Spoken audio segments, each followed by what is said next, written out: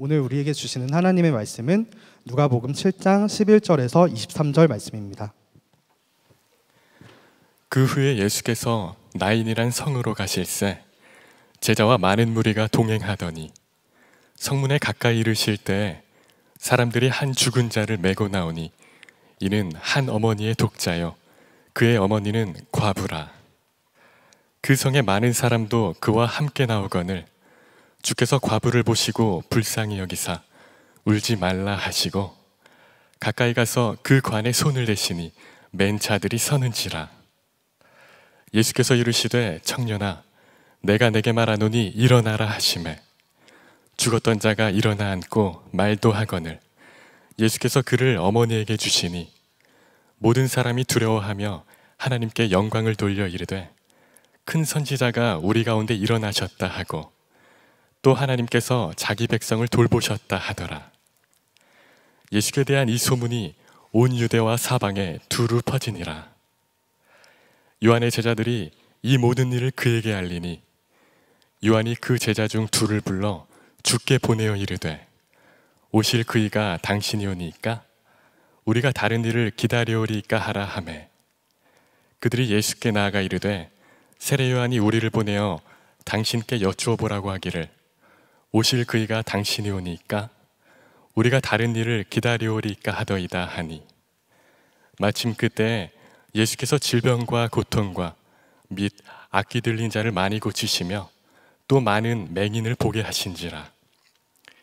예수께서 대답하여 이르시되 너희가 가서 보고 들은 것을 요한에게 알리되 맹인이 보며 못 걷는 사람이 걸으며 나병 환자가 깨끗함을 받으며 귀먹은 사람이 들으며 죽은 자가 살아나며 가난한 자에게 복음이 전파된다 하라.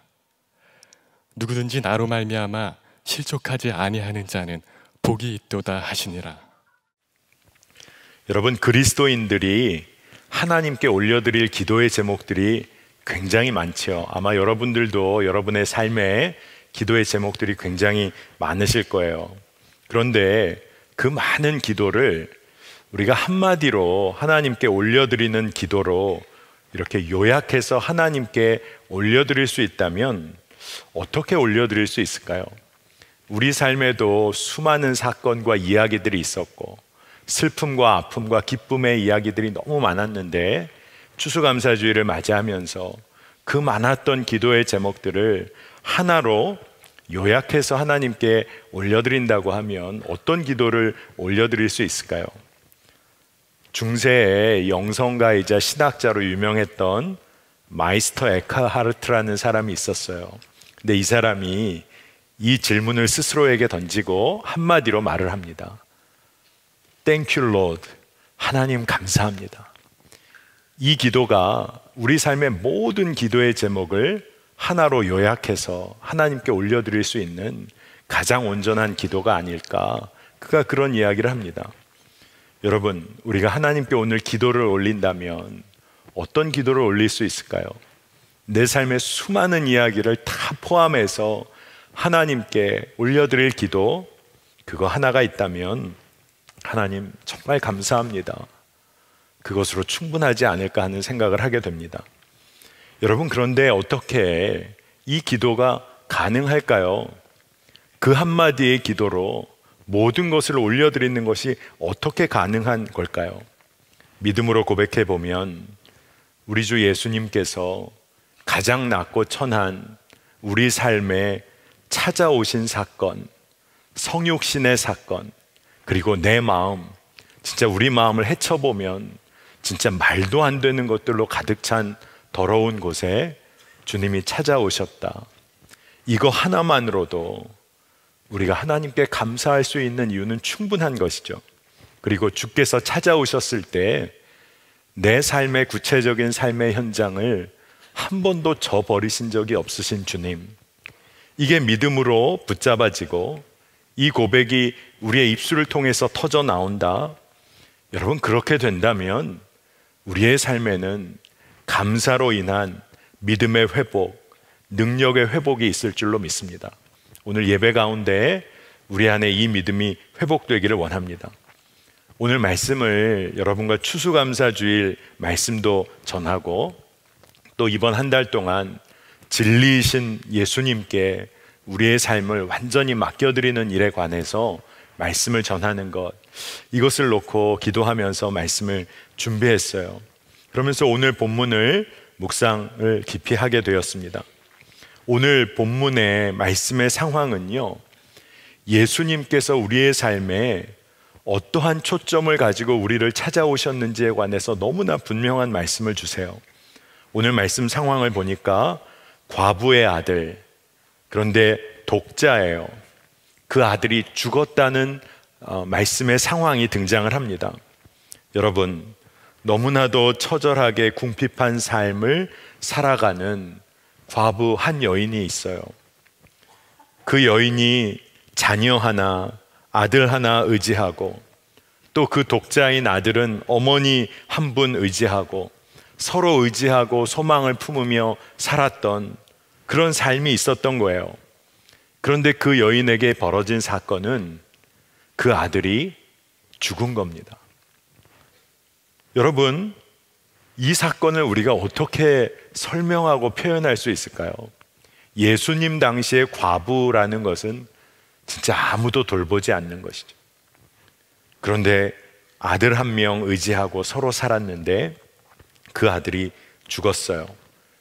절망이라는 말로도 표현하기 어려운 상황이에요. 그리고 이 한 여인의 삶의 억울함, 아픔, 슬픔을 누가 알아나 주겠습니까?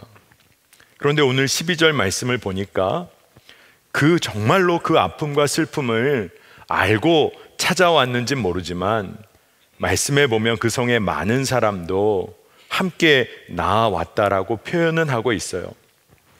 도울 자들이 될런지, 함께 슬픔을 나눌 사람들이 될런지, 그저 함께 따라온 자들일런지 수많은 사람들이 과부 주변에는 모였어요.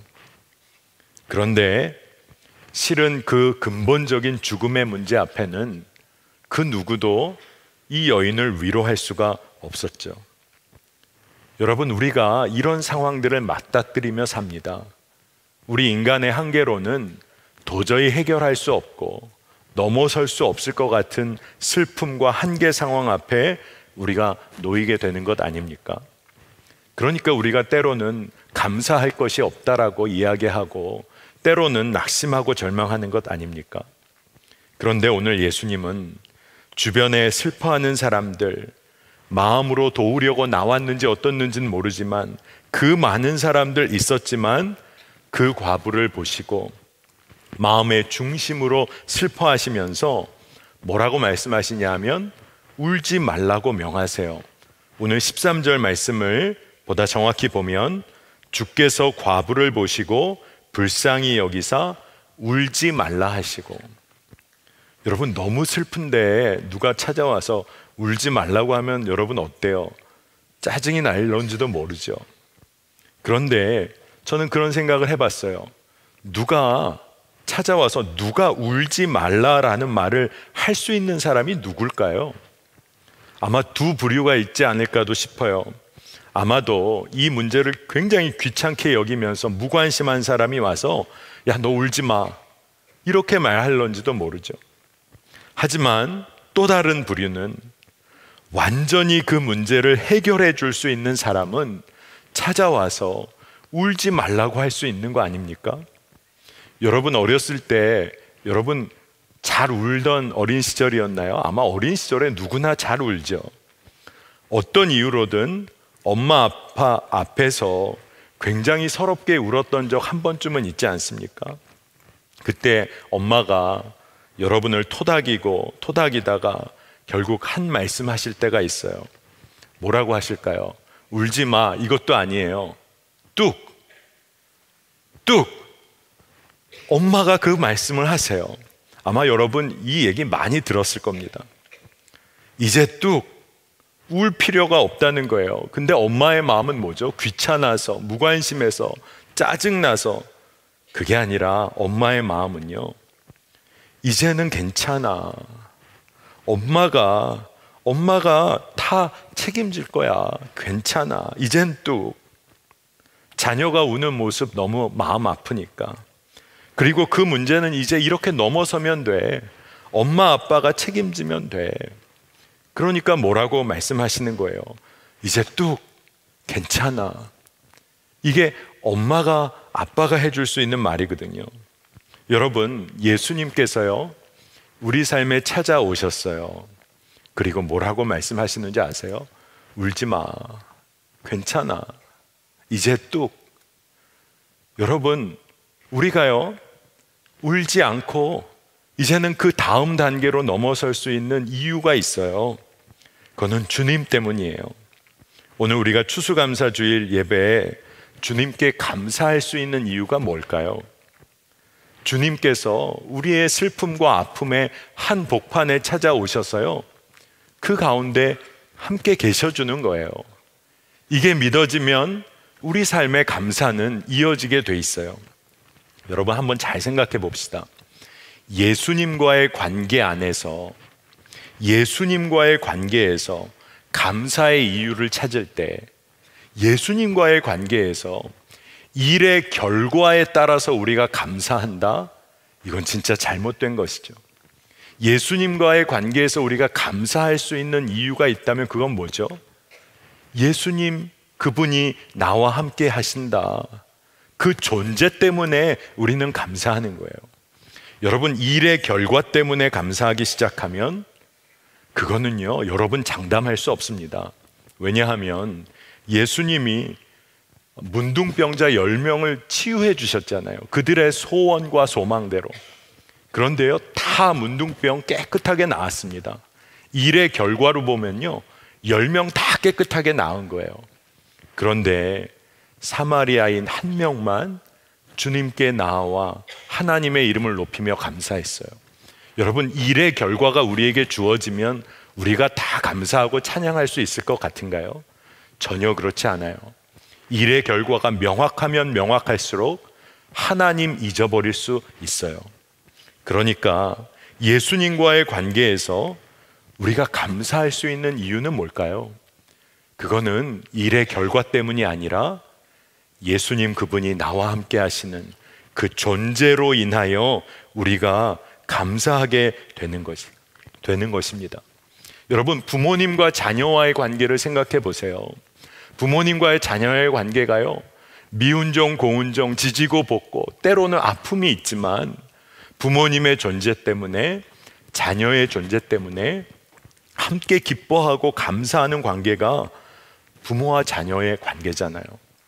여러분, 우리가 무엇으로 인하여 감사하는 삶을 사는지를 오늘 이 추수감사주일 예배 때 명확하게 붙잡으면 좋겠어요. 여러분, 예수님 그분의 존재 때문에 우리가 감사할 수 있는 거예요. 제가 예전에 뉴욕에서 공부하고 목회하던 시절이 있었어요. 한 10여 년의 시간이 있었는데 그 중에 한 6년 정도를 학교 기숙사 아파트, 학교가 맨하탄 위쪽에 있어서 거기에 살았었습니다. 거기서 살면서 전도사로 주말이면 저 퀸즈에 있는 그 교회로 가서 섬겼어요. 근데 주일 아침이 됐는데 뉴욕의 겨울에 눈이 많이 올 때는 무섭게 옵니다. 근데 아침에 일어나서 교회를 가야 되는데 아니나 다를까 아침에 일찍 일어나 보니까 어젯밤 그렇게 눈이 많이 왔는데요. 문제가 생긴 거예요. 문제는 뭐냐 하면 뉴욕에서 눈이 많이 오면 제설차들이 정신없이 새벽에도 왔다 갔다 하면서 눈을 다 밀어냅니다, 도로에서. 근데 맨하탄에는 주차할 곳이 마땅치가 않기 때문에 저희 집이 있는 쪽도 다 도로변에다가 주차를 해놓는데 제설차가 도로를 잘 정비하기 위해서 옆으로 다 밀면서 가요. 그러니까 아침에 일어나면 어떤 일이 벌어질까요? 차가요 눈 벽에 완전히 갇힌 형국이 됩니다. 아침에 나가서 교회 사역을 하러 가야 되는데 완전히 차가 갇혀 있어요. 그래서 일찍 일어나서 학교 기숙사 관리실에 가서 삽을 빌렸어요. 그리고 교회 갈 준비를 한 채로 나가서 이제 여러분 잘 상상이 안 되실 겁니다. 차가 나가기 위해서 이제 삽질을 하는 거예요. 눈을 치우는 겁니다. 이제 삽질을 시작하는데 이거 뭐 말도 안 되게 눈으로 완전히 둘러싸인 걸 겨우겨우 하고 있는데요. 제 앞에 차가 하나가 쭉 가더니 서서요 저를 기다리는 거예요. 야, 이 사람이 나갈 것 같으니까 이 사람이 다 치운 자리에 들어오려고 차를 대고 기다리고 있는 겁니다. 처음엔 왜 기다리나 했어요. 근데 보니까 이 자리로 들어오려는 겁니다. 너무 얄미운 거예요. 사역을 하러 가야 되는데 마음에는요 얄미움 충만, 막 짜증 충만. 그리고 보니까 저희 아파트 옆에가 리버사이드 처치라고 교회, 아주 큰 교회가 있는데 그 교회에 예배 드리러 온 게 분명해요. 그러니까 막 더 짜증이 나는 거예요. 야, 나도 사역하러 가야 되는데 내려와서 말이라도 도와줄까, 이런 말도 안 하고 열심히 삽질을 했습니다. 그런데 막 짜증은 더 올라가는데 그러고 사역을 가면 안 될 것 같아요. 근데 그 참 이상한 마음이 주님을 생각하면서 드는 마음이에요. 뭐냐 하면, 그래, 나 혼자 삽질하면 충분하지. 저 사람은 와서 하나님 앞에 정말 감사함으로 벌써 이 차에서 감사하고 있겠구나. 자리를 허락하신 하나님께 감사하고. 그때만 해도 제가 젊었거든요. 저 젊은이가 삽질을 참 열심히 한다. 나는 옷도 안 버리고 예배하러 바로 들어갈 수 있겠네. 근데 저도 다시 한번 생각해 봤어요. 야, 사역하기 전에 누군가 예배 잘 드릴 수 있도록 섬기고 다 주님 예배하러 왔는데 제 마음이 좀 가라앉았어요. 솔직히 말하면 완전히 가라앉히지 못했지만 그때 그 마음을 가라앉히면서 그분께 웃으면서 자리를 양보할 수가 있었어요. 뭐 자리를 양보한 것도 아니죠. 도로이니까. 저는 그 자리에서 나와서 교회로 가고 그리고 함께 예배 드리게 된 거죠. 정말 별거 아닌 것 같은 해프닝이지만요, 여러분, 우리 삶에 주님을 기억하고 주님의 존재를 우리의 마음에 분명히 깨닫고 주님과의 관계를 놓치지 않고 우리가 바라보는 것들이 달라져요. 여러분, 이걸 꼭 기억해야 합니다. 오늘 말씀에서도요, 오늘 말씀은 이런 주차하는 얘기와 전혀 다를 정도로 죽음이란 문제가 놓여 있는 거예요. 죽음은요, 한 존재를 이 세상과 전혀 관계없는 자로 만들어 놔요. 이 청년 아들이 죽었어요. 죽음 앞에는요, 이 친구는 이제는 과거의 친구로 남게 되는 거예요. 이제 한 여인의 아들이었던 한 청년일 뿐이에요. 생명 없는 육체로만 말하면 고깃덩어리 같은 존재로 그저 내팽개쳐지게 되는 거예요. 그런데 예수님이 이 죽음 그리고 이 청년 앞에 오셨어요. 세상과는 완전히 관계가 끊어지게 될 바로 그 순간에 예수님이 그의 관에 손을 대시고 다시금 관계를 명하시는 거예요. 자, 14절 말씀을 제가 읽어보겠습니다. 가까이 가서 그 관에 손을 대시니 맨 자들이 서는지라 예수께서 이르시되 청년아 내가 내게 말하노니 일어나라 하시매. 이미 죽어서 이 세상과 관계가 단절된 청년에게 예수님이 직접 말씀하세요. 이제는 잊혀지고 이제는 이 청년의 아픈 삶, 어머니와 함께 고생했던 그 모든 삶이 묻혀질 바로 그 순간에 예수님은 뭐라고 하세요? 일어나라, 일어나라. 죽음을 넘어서서 일어나라. 절망을 딛고 일어서라. 이렇게 말씀하시는 거예요. 여러분, 이 말씀을 오늘 꼭 기억하시기를 축복합니다. 주님은 우리의 삶을 어떻게 우리의 삶을 이끄시기 원하시는지 여러분 기억하셔야 돼요. 육체적으로는 죽어서 끝난 것 같은 그 순간에 자기 뜻대로는 아무 일도 이제는 할 수 없는 죽음 앞에 완전히 매여 있는 그때에 주님이 일어나라고 하시는 거예요. 여러분, 주님의 뜻이면 살아나는 거예요. 주님의 뜻이면 일어나게 되는 거예요. 주님이 명하시기를 청년아 내가 내게 말하노니 일어나라. 저는 오늘 말씀 준비하면서 오늘 이 말씀, 이 단순한 말씀이 우리 청년들 안에 진짜 힘이 될 말씀이구나 하는 마음이 붙잡아져요. 어떤 것도 정말로 바꿀 수 없을 것 같은 그 상황, 그 상황에 맞부닥뜨린 여러분 계십니까? 주님이 말씀하세요. 내가 내게 명하노니 일어나라. 여러분, 하나님은, 주님은 우리를 불쌍히 여기시고 사랑하시고 그리고 함께 아파하시는 주님이세요. 그런데 그 주님이 그렇게 믿어지기 시작하면요, 달라지는 게 있어요. 이미 주님은 우리 삶에 함께 하시고 함께 아파하시고 품어주시고 우리를 붙잡고 계신데, 우리가 그것을 믿지 못할 때는 주님은 우리 삶에 존재하지 않는 분이신 거예요. 그런데 우리가 믿음의 눈을 열어보면 이미 주님은 우리 가운데 함께 아파하시고 이미 일하고 계신 거예요. 여러분, 이것이 우리의 믿음의 눈이 회복돼서 오늘 우리가 이것을 믿음으로 고백하고 감사하게 되는 은혜가 있기를 원합니다. 여러분, 완전히 무너진 상황, 도저히 가망이 없어 보이는 삶에 우리가 놓일 때가 있어요. 진짜 오늘 말씀처럼 죽음과도 같은 상황이죠. 그런데 저는 말씀 묵상하다가 한 가지가 붙잡아지더라고요. 주님이 우리에게 말을 걸어 오실 때 부탁하신 거 아니에요. 어떤 좋은 하나의 제안을 우리에게 하신 게 아니라요, 명령하고 계시다는 게 참 은혜가 되더라고요. 내가 내게 명하노니, 우리에게요, 너 좀 힘 좀 내라.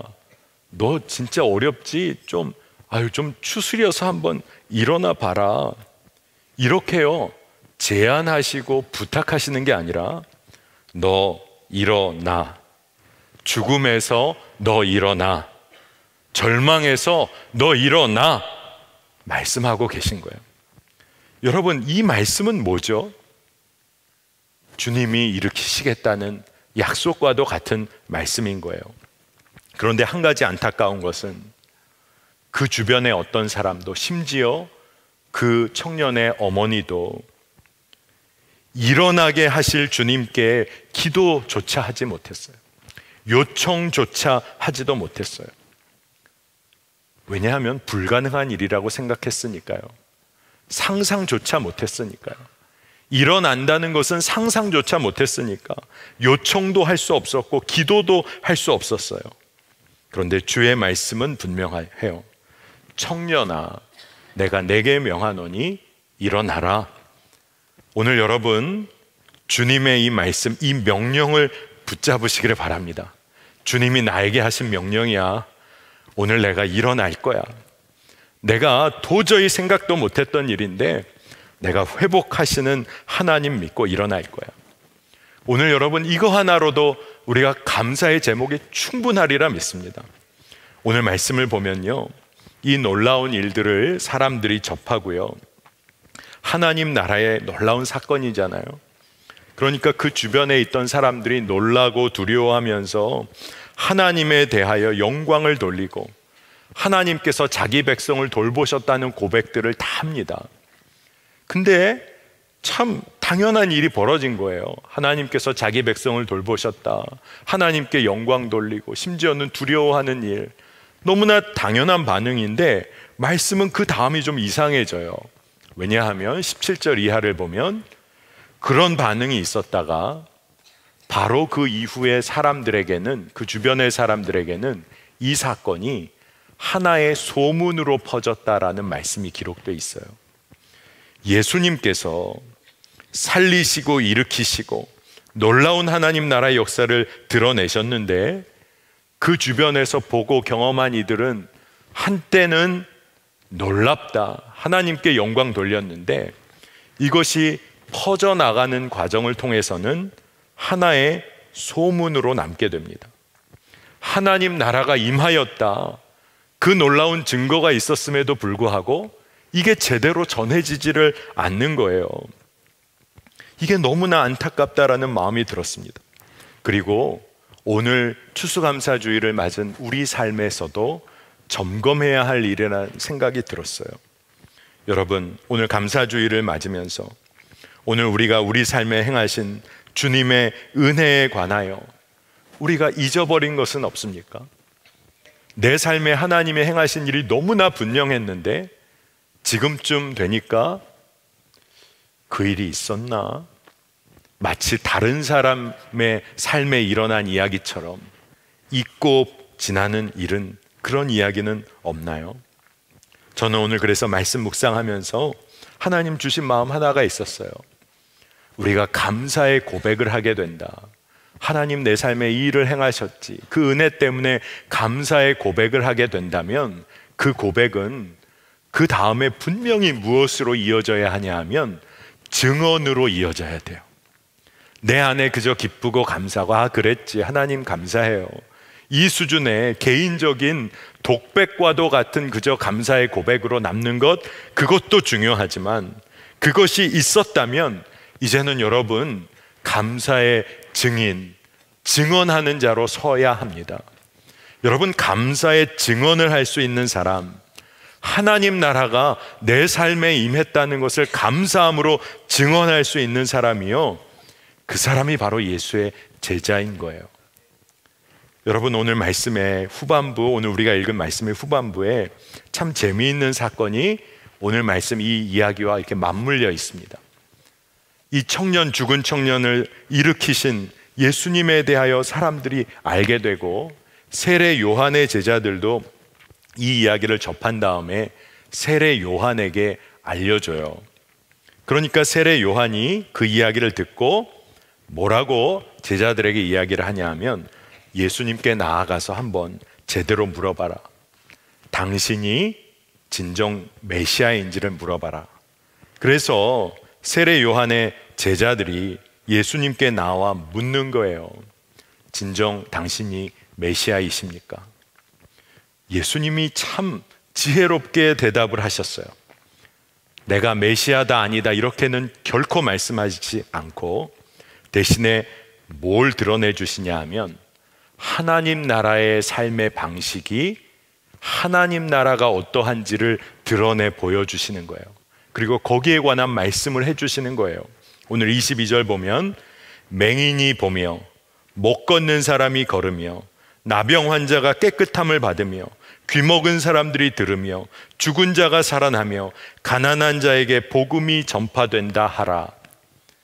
이 말씀을 하시는 거예요. 이 말씀은 뭡니까? 하나님 나라를 드러내는 하나님 나라의 삶의 방식이 무엇인지를 너무나 분명히 선포하시는데, 그 일을 행하시고 그 일을 증거하시는 분이 메시아이시다, 내가 메시아다라는 말씀을요, 그냥 자기 주장으로 말씀하신 게 아니라 하나님 나라를 드러내 보이심으로 너무나 분명한 답변을 해 주신 거예요. 그런데 그것을 이해하지 못하는 사람들이 많았다는 겁니다. 여러분이 잘 아는 말씀, 이사야의 예언, 그리고 그 이사야의 예언을 예수님께서 누가복음에서 인용하시며 말씀하세요. 누가복음 4장 18절에 주의 성령이 내게 임하셨으니 이는 가난한 자에게 복음을 전하게 하시려고 내게 기름을 부으시고 나를 보내사 포로된 자에게 자유를, 눈먼 자에게 다시 보게 함을 전파하며 눌린 자를 자유롭게 하고 주의 은혜를 전파하게 하려 하심이라. 아멘입니다. 여러분, 예수님께서요, 우리를 찾아오셨고 우리 삶에 행하시는 일은 무엇이냐 하면 지금 읽은 말씀 그대로예요. 하나님 나라의 삶의 방식이 여러분의 삶에 드러나게 하시는 일을 위하여 주님이 찾아오신 거예요. 내 삶의 묶임과 고통과 아픔을 완전히 풀어내시는 주님, 그 주님이 나를 찾아오셨다. 여러분, 오늘 우리가 감사주일에 너무나 분명하게 감사할 제목이 그것 외에 무엇이 있겠습니까? 여러분, 맹인에게, 나병 환자에게, 귀먹은 사람에게, 죽은 자에게, 가난한 자에게 가장 절박한 필요가 무엇이에요? 여러분, 맹인에게 보는 것 외에 다른 거 어떻게 말할 수 있겠습니까? 나병 환자에게 몸이 깨끗해지는 것 외에 다른 어떤 것이 축복이라고 어떻게 말할 수 있어요? 귀먹은 자에게 듣는 것 외에 뭐가 복음입니까? 여러분, 우리가 정말 분명히 알아야 돼요. 인생의 가장 처절한 고통과 고난의 뿌리를 주님이 알고 계시고 내 삶의 가장 큰 아픔을 아시는 주님이 나를 치유하시기 원하시고 함께 하시기를 원하시고 회복시키시기를 원하신다. 여러분, 이걸 믿는 우리가 감사하지 않고 어떻게 살 수 있겠습니까? 여러분, 예수님께서는요, 고통과 고난의 한복판에 오셔서 하나님 나라를 선포하신 거예요. 여러분의 삶에 하나님 나라를 이미 선포해 주셨어요. 여러분, 우리가 천국 시민이잖아요. 이 땅에서. 여러분, 이제 한번 도전해 보는 겁니다. 내가 이 땅에서 하나님 나라 백성답게 살기를 원합니다. 인생이 달라지는 거예요. 내 삶의 묶임이 풀려지는 거예요. 여러분, 그 삶을 살게 되시기를 축복합니다. 여러분, 우리 삶에도요, 절박한 삶의 이유들이 찾아올 때가 있어요. 그런데 진짜 그럴 때는 특히 무기력한 나의 모습 때문에 더 넘어질 때가 있어요. 뭔가 하려고 정말로 계획도 해보고 도전해 보려고 하는데 도저히 안 될 것 같아서 두려워할 때가 있어요. 그런데 오늘 말씀을 보니까 주 예수 그리스도께서는 우리의 어떠함에 따라, 우리의 어떤 형편에 따라, 우리의 처지에 따라, 우리의 능력에 따라 회복을 선포하시지 않으셨어요. 그거 아무 상관없이 주님은 우리에게 회복을 선포하셨어요. 여러분, 아무 준비 필요 없어요. 주님 나와 함께 하신다. 주님 내 삶의 주인이시다. 전적인 삶의 역전이 일어나는 것입니다. 내 삶의 주인이 나였다가 이제는 주님이시라는 역전이 일어나는 거예요. 그러니까 내 삶에 한마디로 기도할 수 있는 기도의 제목이 뭡니까? 예수님 감사합니다. Thank you Lord. 주님 감사합니다. 여러분, 이 기도가요, 우리의 인생을 풀어가는 놀라운 기도의 제목인 줄로 믿습니다. 어렵고 힘들어도 주님 함께 하시는 주님의 존재로 인하여 내가 행복하다라고 고백할 수 있는 사람, 그가 복이 있는 사람이에요. 예수님께서 우리 안에 뭘 회복시키시기 원하실까요? 예수님으로 인하여, 함께 하시는 주님으로 인하여 행복하다라고 고백할 수 있는 우리의 마음이 회복된다, 믿음이 회복된다. 여러분, 그러면 게임은 끝난 거예요. 여러분, 우리가 그렇게 말할 수 있는 이유가 있어요. 왜냐하면 주님은 우리 삶에서 주님의 일을 주님이 행하세요. 내 삶의 내 뜻대로 내가 계획해서 하는 삶, 얼마나 무서운 일입니까? 그런데 주님께서 내 삶에서 주님이 하실 일을 행하세요. 우리의 참 부모가 되시는 주님께서 자녀된 우리의 삶에 주님께서 주의 일을 행하신단 말이에요. 여러분, 나중에 부모가 돼보세요. 자녀가 뭐라고 하든 꼭 부모로서 해줘야 할 일만큼은 부모는 양보할 수가 없어요. 왜냐하면 그 일을 자녀 원하는 대로 하면 그거는 진짜 말도 안 되는 낙심될 일이고 원망받을 일이고, 그리고 심지어는 죽음에 이르는 길이라고 너무나 분명하면 부모는 아무리 욕을 쳐먹어도 진짜 정말로 거기선 양보할 수 없어요. 여러분, 부모가 돼봐요. 진짜 부모가 돼봐요. 그러면 부모가 자녀의 삶에서 해야 할 일을 부모가 하는 것 알게 될 거예요. 여러분, 그렇기 때문에 우리가 주님과의 관계에서 은혜와 감사의 고백을 할 수 있는 거예요. 세상은 언제나 우리를 무너뜨리려 합니다. 세상의 기준으로 바라보면 우리 삶에 무너질 일들이 참 많죠.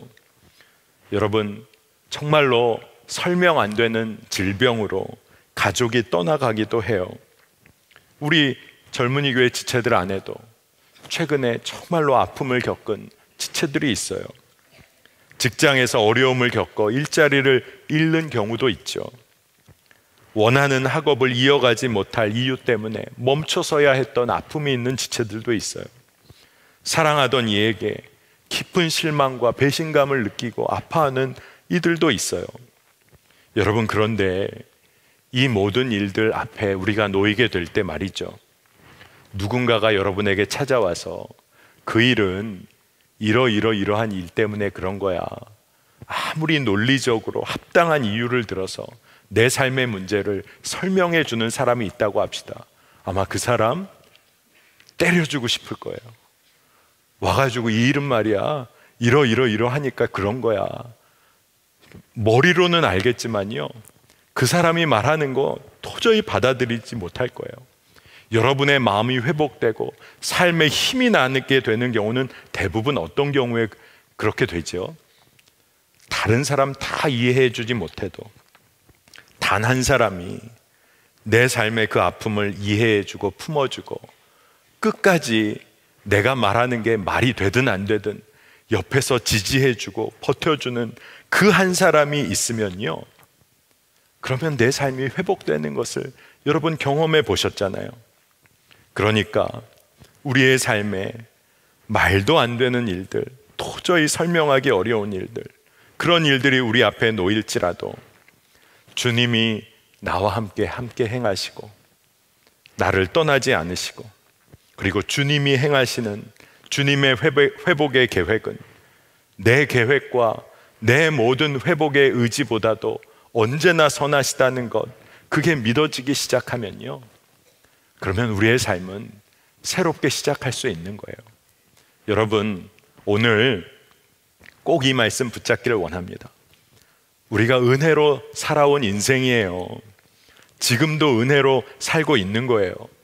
저도 이 자리에서 여러분에게 말씀 전하는 거 진짜 하나님의 은혜예요. 오늘 이 자리에 우리가 예배 드리는 거 다 은혜 아닙니까? 제가 세례문답을 하면서 친구들에게 그런 얘기를 할 때가 있어요.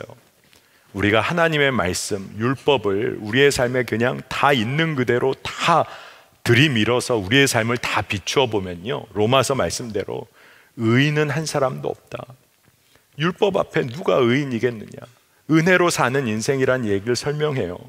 여러분 부모님께서, 여러분의 부모님께서 여러분들을 양육하실 때 사랑으로 희생으로 키워오셨지만 엄격한 원칙을 적용해서 사회처럼 삼진 아웃제를 한번 시행한다고 해보십시다.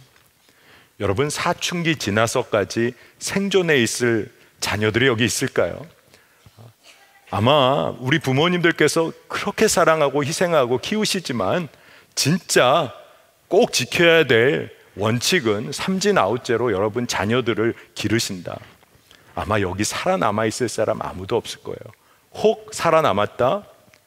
아마 수능 보고 대학 갈 때 거기서 다 끝날 사람들도 많을 거예요. 혼자 짜증내고 마음 아프다고 하고, 그렇죠?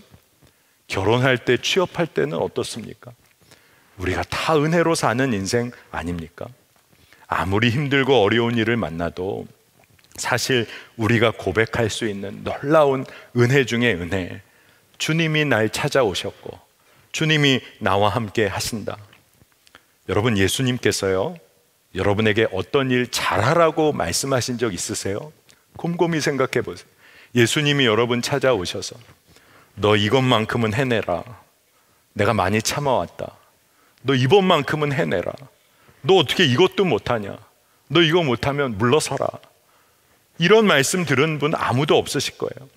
주님은 어떤 일 잘하라고 말씀하시지 않으세요. 오늘 23절 말씀에 누구든지 나로 말미암아 실족하지 아니하는 자는 복이 있도다. 이 말씀이 무슨 말씀일까 참 고민을 많이 했어요.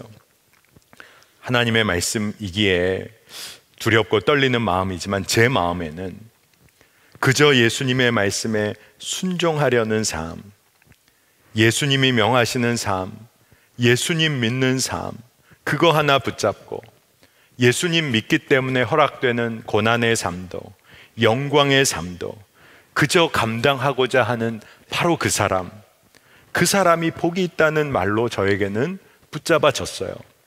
우리에게 능력 요구하시는 주님이 아니라 실족하지 아니하기를 바라시는 주님, 그저 순종의 한 걸음 내딛기를 원하시는 주님, 넘어져도 일어나면 된다고 말씀하시는 주님, 심지어 죽음 앞에서도 청년아 내가 내게 명하노니 일어나라, 이 말씀 그저 붙잡고 있는 그 사람이 복이 있다고 말씀해 주시는 거예요. 여러분, 이 복이 뭡니까? 여러분이 하나님의 자녀임 놓치지 않고, 이제는 여러분 내가 하나님의 자녀일까 아닐까, 내가 구원 받았을까 안 받았을까, 나 버림받은 거 아닐까, 여러분 이런 질문 이제는 더 이상 하지 맙시다. 어렸을 때나 우리가 엄마 나 다리에서 주워내 맞아? 이런 거 어렸을 때나 하는 거잖아요. 우리가 하나님과의 관계에서요, 이제는 하나님의 자녀라는 믿음 놓치지 않고 주님과 늘 함께하고 주님의 존재로 인하여 감사하는, 이제는 그 정도쯤은 되는 자녀로 서게 되기를 축복합니다. 여러분 어떤 여행을 하고 싶으세요? 저는 우리 청년들이 여행 많이 했으면 좋겠습니다. 그리고 어떤 때는 저도 좀 데려가 주세요. 저도 가고 싶어요. 그런데 누구와 가는 여행이 참 행복할까요? 여러분 오늘 한번 생각해 보세요. 정말 마음에 맞는 친구와 가는 여행 행복할 거예요. 사랑하는 남자친구, 여자친구와 하는 여행, 아니면 때로는 여러분 부모님을 섬겨드릴 수 있는 여행 행복할 거예요. 그런데 주님과 함께하는 여행, 주님이 내 삶에 늘 함께 하시는 그 여행, 여러분 우리가 그 여행을 이미 하고 있는데 우리가 감사하지 못할 이유가 뭘까요?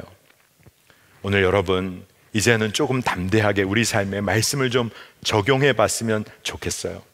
주님이 우리 삶에 찾아오셔서 이제는 그 아픔과 고난에서 이젠 좀 울지 마라, 이젠 뚝, 이렇게 주님 말씀하시잖아요. 그러니까요, 이제도 우리 주님 마음을 한번 따라가 보십시다. 아파하는 사람, 눈물 흘리는 사람 찾아가서 보듬어주고, 우리가 그런 얘기 좀 해줄 수 있는 사람이면 좋겠어요. 울지 마, 이제 뚝. 왜 우리가 그 얘기 할 수 있죠? 증언할 수 있는 증언이 있으니까. 주님 살아계시다고 말할 수 있는 간증이 내게 있으니까. 내가 죽었다가 살아난 그 믿음의 간증이 내게 있으니까. 여러분, 내 삶을 일으키신 주님을 증언하는 감사가 있기를 축복합니다. 그냥 내 감사로 끝이는 거 아니라 이제는 증언하는 감사가 있었으면 좋겠어요. 오늘 우리가 추수감사주일 헌금을 합니다. 또 이미 여러분들 하신 분들이 많을 거예요. 그런데 우리의 감사가요, 정말로 어떤 감사가 되면 좋겠냐 하면 나그네와 고아와 과부에게도 기쁨이 되는 감사가 되기를 축복합니다. 나만 즐겁고 감사하고 기쁘다, 아마 그리스도인의 삶에 나만 그렇다, 그건 문제일 것 같아요. 뭔가 믿음이 왜곡된 삶일 거예요. 그런데 내가 하나님과의 관계에서 주님 함께 하시는 그 놀라운 은혜로 인하여 내가 감사하고 증언하는 자라면 그 나의 감사가요, 고아와 과부와 나그네를 살리는 기쁨의 감사가 돼야 할 줄로 믿습니다. 더 얘기 안 할게요. 우리 청년들, 우리 젊은이 교회가 다 알고 있는 이야기잖아요. 우리가 이 일을 주님으로 인하여 나누고 흘려보내고 내가 사는 것은 물론이고 이제 우리가 선포하게 되길 원합니다. 친구야, 일어나라. 이제는 눈물뚝. 우리가 그렇게 감사하고 나누고 섬기는 주의 자녀 되기를 축복합니다. 우리가 진짜 오늘 감사의 증언을 고백하는 삶 누리기를 축복합니다. 자, 오늘 말씀 붙잡고 우리 기도하십시다. 다른 어떤 것이 아니라 오늘 말씀 붙잡을 말씀이 너무나 명확해요. 여러분 진짜 이 말씀은 놓치지 않고 오늘 우리 기도합시다. 청년아, 내가 내게 말하노니 일어나라. 오늘 이 말씀 붙잡고 기도할 때 주님이 여러분의 이름을 부르시며 말씀하신다고 믿고 이대로 이루어지기를 기도하면 좋겠습니다. 아무리 무너지고 아픈 일이 있더라도 나의 주님은 나를 일으키십니다. 울지 말라, 일어나라, 그리고 보고 들은 것을 전하라 말씀하십니다. 주여, 우리가 이제 그 말씀 붙잡고 기도할 때 우리의 감사가 이제는 절망과 아픔 가운데 있는 이들 가운데 함께 기뻐하는 감사가 되게 하여 주시옵소서. 우리 주의 이름 한번 부르고 기도하십시다. 주여, 주여, 주여. 주님을 의지합니다. 주님을 의지합니다. 청년아, 내가 내게 말하노니 일어나라. 청년아, 내가 내게 말하노니 일어나라.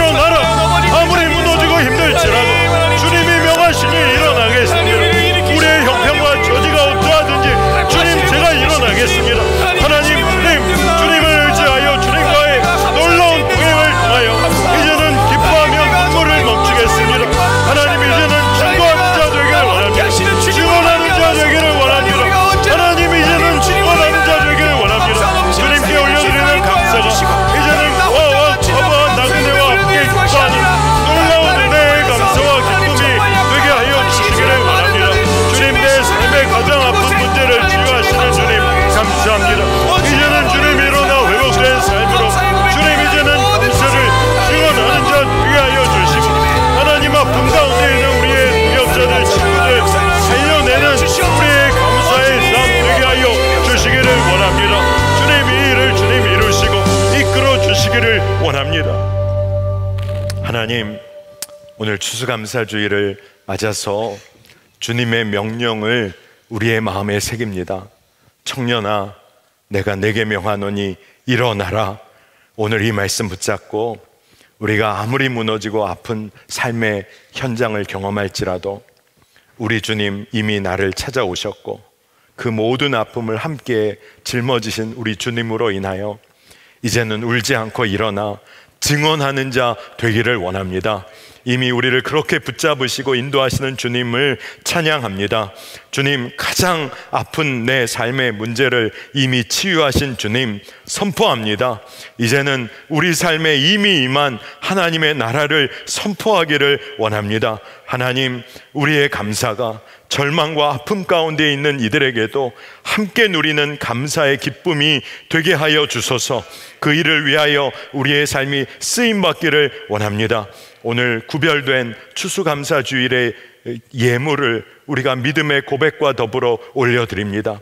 이 예물이 가장 낮은 자, 정말로 아픔과 주여 슬픔에 놓여 있는 자, 재난 가운데 있는 자, 그들을 돕는 일에 온전히 쓰임받게 하여 주시고 결국 주님의 기쁨으로 채워지는 은혜를 우리가 그 놀라운 기적을 함께 보게 하여 주옵소서. 오늘 우리 모든 예배에 참여하는 청년들과 성도들의 삶에도 누구에게도 말 못할 삶의 아픔이 있는 이들이 있습니다. 하나님, 주님 이미 찾아오셨으니 그 주님을 바라볼 믿음의 눈을 더욱 열어주셔서 주여 감사의 고백, 은혜의 고백, 그리고 이제는 증언하는 자로 일어서게 하여 주옵소서. 이 나라와 민족을 주님 축복하여 주셔서 복음으로 하나 되고 하나님의 나라가 이 땅 가운데 임하는 은혜가 있게 하여 주시길 원하고 이 일을 위하여 우리 청년들, 성도들의 삶이 귀히 쓰임받게 하여 주옵소서. 주님을 드러내놓고 예배하지 못하는 곳에서 주님 증거하는 자로 삶으로 복음을 전하는 우리 선교사님들을 붙잡아 주시길 원하고 주여 추수감사주일 우리 선교사님들의 심령 가운데 말할 수 없는 기쁨과 감사가 흘러넘치도록 주여 복 주시기를 원합니다.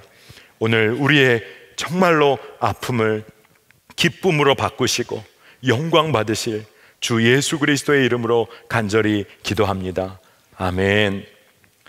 자, 이 시간 우리 다 함께 일어나서 찬양, 마지막 찬양 하시고 우리 기도할 텐데 오늘 가사의 제목, 우리 가사 우리가 묵상하면서 정말 기쁨으로 찬양하고 또 우리가 함께 기도하기를 원합니다.